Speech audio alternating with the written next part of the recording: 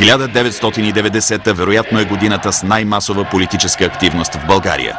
Никога след това пред избирателните урни няма да застанат толкова гласоподаватели, колкото при изборите за Велико народно събрание. Най-впечатляващата проява на опозицията от този период е милионният митинг на 8 юни, за който се шегуваха, че продължава от ректората до Пазарджик.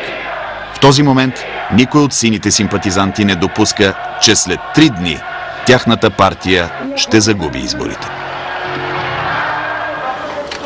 От нощта на изборите мнозина си спомнят актьора Йосиф Сърчеджиев, който в изборната нощ се разплака в телевизионното студио в НДК. След това камерите на държавната телевизия изключиха. Там обаче имаше още една камера, благодарение на която ще ви покажем какво се случи след като екранът на телевизорите угасна.